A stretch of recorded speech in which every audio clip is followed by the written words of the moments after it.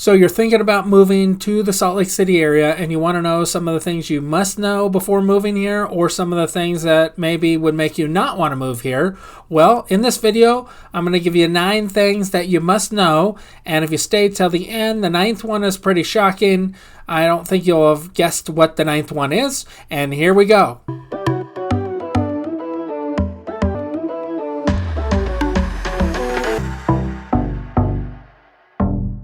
Number 1 on the list, you're probably going to be able to guess, would be the church. And are you wondering what it's like living in Salt Lake City as a non-Mormon? Well, I can share it to you. About half the people here are Mormon, at least in the area we live in. It's hard to tell. Sure, you're going to see churches and that, and occasionally you're going to have people come and knock on your door. However, you're going to really love shopping on Sundays.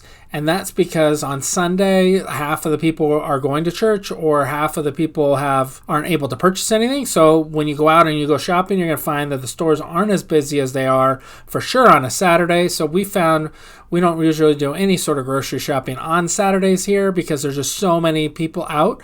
One downside to waiting until Sunday, it seems, is a lot of the stores will run out of certain items because people will stock up on Friday or Saturday. So we've been shopping on like a Thursday or Wednesday night. It seems really nice after about 7 p.m. to go shopping at some of the grocery stores. There just aren't as many people there, and they'll still have everything stocked, so you'll be able to get whatever you're wanting. But just know that that could happen if you're wanting to shop. Just don't make sure that you aren't waiting until Sunday necessarily for the end. However, on Sunday, you won't be able to purchase a car here in Utah. They're just not open to any of the dealerships, and they can't register you or do the title or any of that because that's all closed down on Sundays. So make sure that you're aware of that if you're needing to buy a car, that you buy it on Saturday or on Monday. Pretty much those are the things with the church. You're just not going to see it be a big deal here. Some people may find that it's a bigger deal. If you do move into some of the outlying cities and towns, it could be an issue for you with children, possibly. I've heard rumors that the kids don't play with kids that aren't Mormon. However, we don't have that problem in the city that we live in. I couldn't even tell you really, other than them, seeing them on their bicycles or the churches around, really, that the church is a big presence here. The number 2 thing that you're going to need to know when moving here is about the outdoors and your access to the outdoors. Park City is like 45 minutes at most for you to get access to a world-class snow skiing and snowboarding resort, along with all the other fun things that you can do out there, like snowmobile and tube down mountains and that sort of thing. You're going to be able to hike here, whether you want to hike in the winter or summer. You can hike year-round here, just different types of hikes that you're going to be able to do. My favorite thing to do is to do all the waterfall hikes. So I've been doing those. I've done about 7 waterfall hikes so far since I've been here to Utah, and this spring, summer, fall, I'm going to try to hit another 10 or 15 waterfall hikes. So just know that there are other things you can do, like float tube. Last summer, we float tube down the Provo River. Super fun. Took about 2.5-3 hours for us to float tube down the river. Then we also were able to camp. You can do 4x4 in here. I take my Jeep out all the time to 5 Mile Pass or out to American Fork Canyon. And then I'm getting ready to go to the Easter Jeep Safari out in Moab, which is in April. You have the 5 national parks, which are the Arches, Bryce Canyon, Canyonlands, Capitol Reef, and Zion National Park. Those parks are just incredible, so make sure you get to see them. You have fishing. You can fly fish. Fly fishing is something that I plan to take a class on so that I know how to do that. And you'll also be able to boat. So if you want to water ski, a jet ski, any sort of thing you want to do on the water, you're going to be able to do.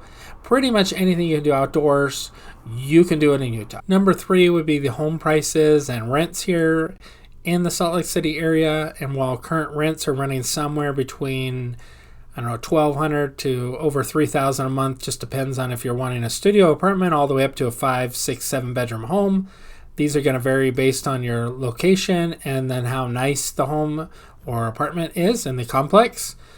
For example, we were looking at places in Lehigh, Orem area for our daughter, and it seemed like for a 1-bedroom place that was pretty nice it was around $1,500 a month. Plus, there was like a technology fee on almost all of them, and some of them even charged you for outdoor parking, and then some even charged you for like underground or covered parking, which I get underground and covered being possibly an upsell for you, but just a regular parking spot should be free, at least for you to have a place to park one or however many people were in your unit. However, they are going to do what they're going to do, so just know that the prices that they show sometimes online are not what it actually is. However, if you're thinking about purchasing a home, you're looking at anywhere from the $400,000 up to $900,000, and then definitely you can spend more than that if you want something extravagant or really nice or lots of bedrooms or extra acreage, that sort of thing. You're going to end up with, for that 4 to 900 range, a 3, 4, 5 bedroom home, and you're going to have the condos, townhomes, and stuff like that will likely run somewhere in the 350 to 550 range is pretty standard for that. Right now is a great time for you to purchase because we're able to get you some seller concessions. We can actually get them to allow you to do a home inspection. You can ask them typically to get some of the repairs done on the property where just last spring, a year ago, we weren't seeing any of that. You were buying the home, you were paying over asking, you weren't getting anything. You were just, happy to get a home. So that part of it has changed as far as for the buying market here. We are starting to see a little uptick, and we've had some properties that are, if they're turnkey, they're super nice, super ready, they are selling at asking, and some of them are even getting multiple offers again just because interest rates had dipped just below 6%, so they're hovering right around that range right now. And while I think people have just adjusted and know that we're going to see these rates for a little while, they're probably not going to dip much lower than that for the near term, so people are wanting to have a home. Number 4 thing that you should know would be the weather here. If you aren't aware, we have all 4 seasons here, which means we have a true spring, which is super nice because you just got done with the longer winter with snow and cold, which it seems to get cold here every year. It's going to be in the 10 to 40 degree range during the winter time, and then in the springtime it'll warm up, and the snow, you won't have any more snow, but you can still potentially ski and do some of the outdoor stuff in the snow. And then we have the summer, where summer is super, super nice.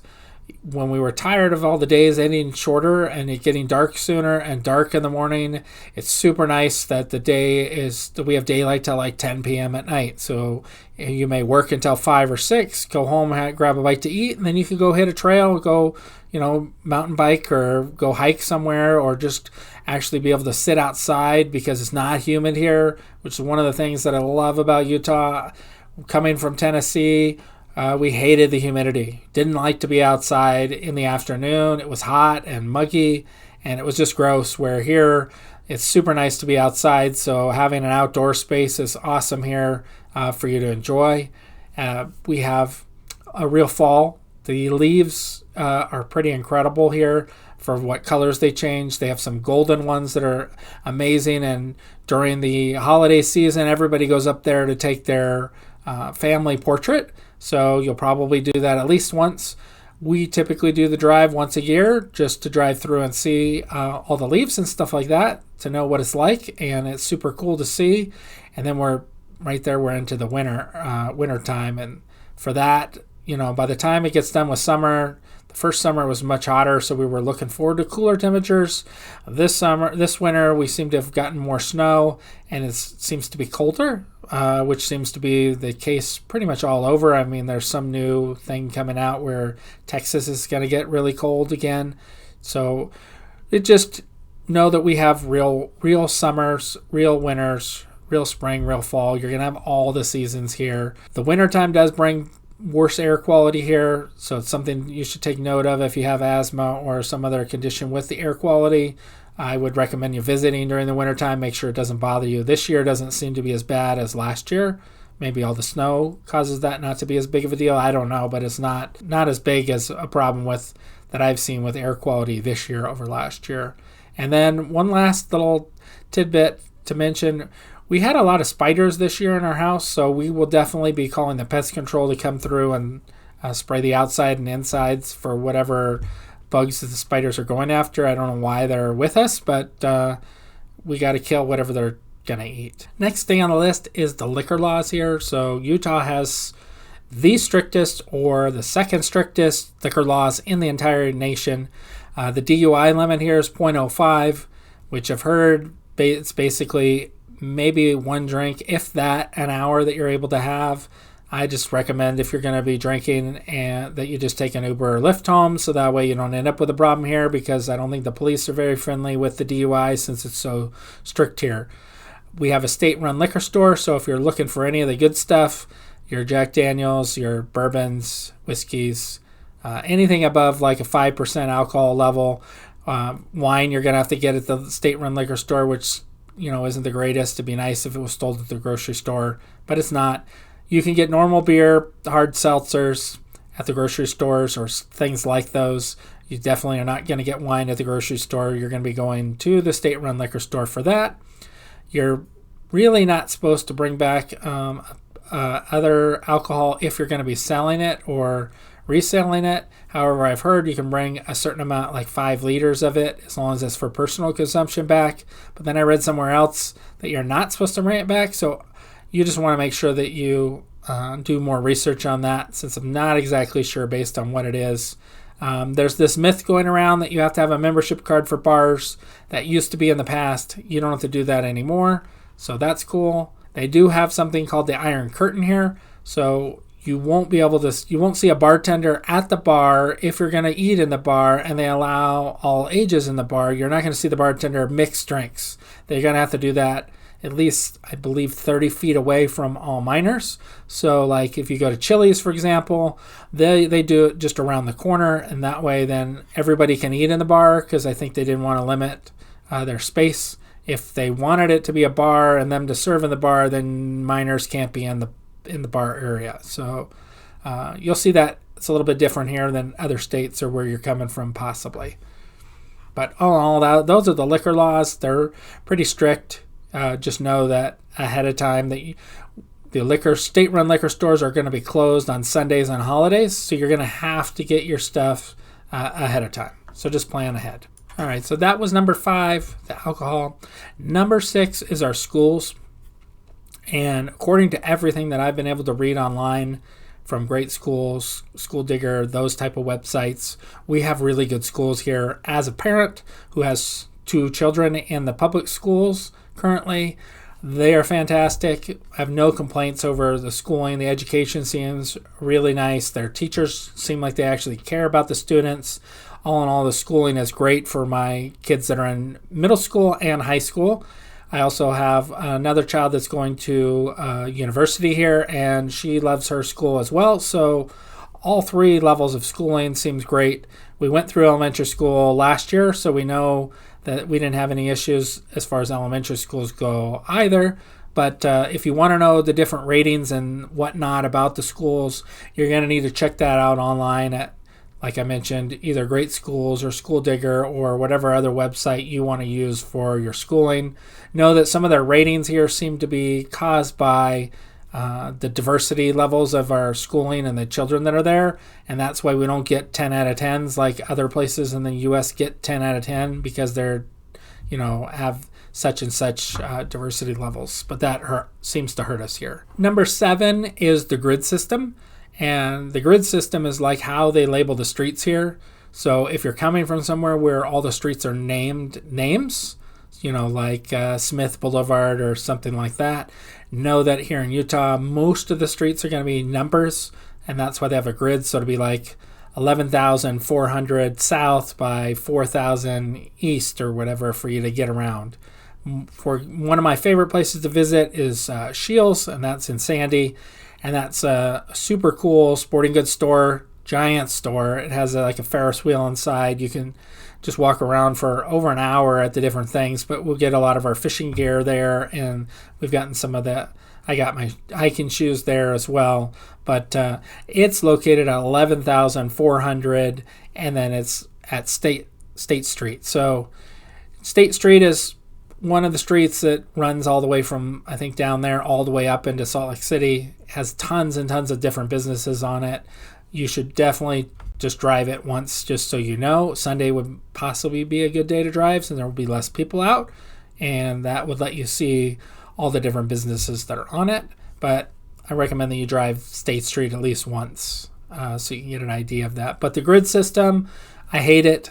Just that's my opinion. I think it sucks, and I much prefer having the streets be named something. I can't remember if, what number is what, where I'm trying to go based on the number, and then they'll call it 11,400, or some people then call it 114th Street. So it's just confusing for some. I know that the people that are from Utah absolutely love it, and it makes total sense to them. However, coming from somewhere where I never had anything like that, it doesn't make any sense. The number 8 thing that you need to know when moving here to Salt Lake City is about public transportation.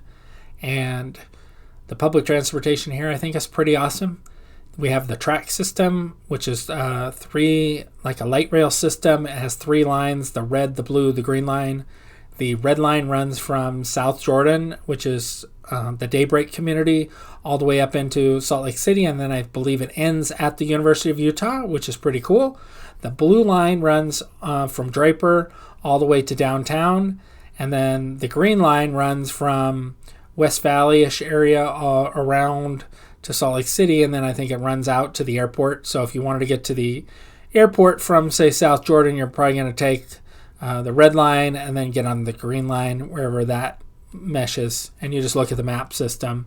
We also have the Front Runner train, and that runs from Provo, Utah, all the way up into Salt Lake City, and then finally ends, I believe, up in downtown Ogden. So that's super cool. So you can get north-south, and that runs like right along I-15, I believe.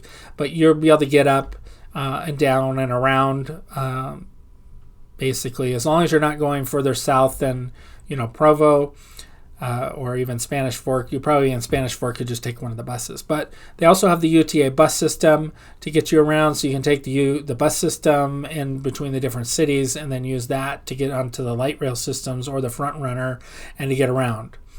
While we don't have the layout of something like New York City does as far as that goes, but does anyone really have that good of transportation? I don't know. Number 9, hopefully you made it this far, is our sports. And Utah is a pretty sports fanatic about the Utah Jazz. It is like a huge deal here. You will definitely convert and become a Utah Jazz. Utah Jazz is the NBA team here. They also have an MLS soccer team here. They have an ECHL hockey team here. They have huge college football teams, both the University of Utah and the BYU game, and that game is pretty incredible to go. This year, Utah went to a bowl game, and I believe they went last year to a bowl game, so they definitely are good as far as that goes. There's a AAA baseball team here called the Bees, and they are getting moved over to South Jordan. So if you're into baseball, you got that as well. Just there's a ton of different sports that you can get involved in and look at here, but the Utah Jazz are just a huge thing here. And we're a pretty big sports town here in Utah, even though you maybe wouldn't know that. Hopefully these 9 things have convinced you that you want to move here to Utah. And if you do, please reach out to me and my team. Shoot us a text, send us an email, give us a call. We'd love to chat with you and get you on your way here to move into Utah. Until next time, I'm out.